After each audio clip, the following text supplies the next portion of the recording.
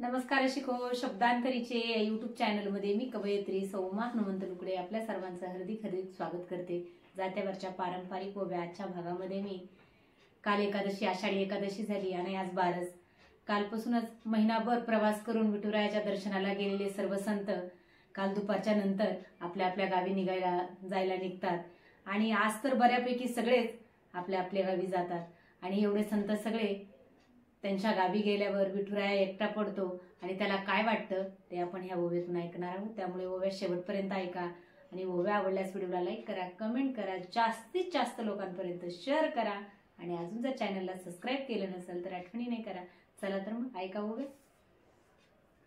संत परतले घरा सुनी जाहली पंढरी, संत परतले घरा सुनी जाहली पंढरी, विठू गाळतो आसवे बसून एकला मंदिरी, विठू गाळतो आसवे बसून एकला मंदिरी।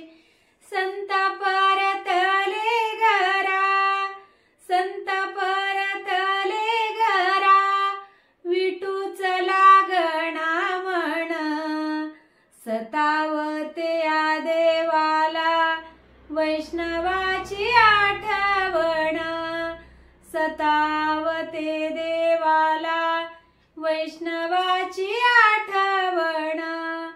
संत परतले घरा, विठू बोल रुक्मिणीला, लेकरा विना रखमा चैन पडना जीवाला, लेकरा विना रखमा चैन पडना जीवाला।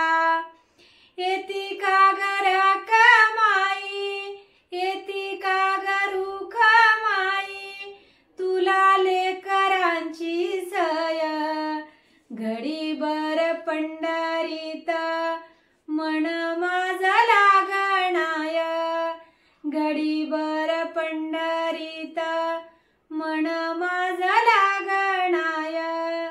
संत परतले घरा, विठू फारच खचला, चंद्रभागा तीरावर खिन्न होऊन बसला, चंद्रभागा तीरावर खिन्न होऊन बसला।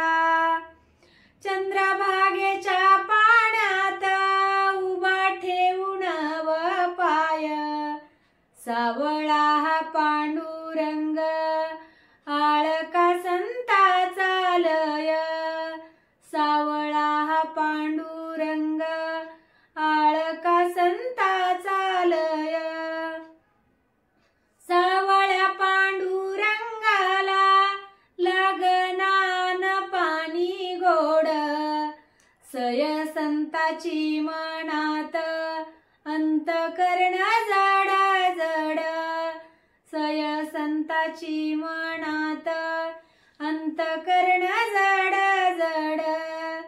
रुक्मिण वाडी जेवाया पंचपक्वान्नाच ताट, संताविना ग रुक्मिण जेऊ मी कसा एकट, संताविना ग रुक्मिण जेऊ कसा मी एकट।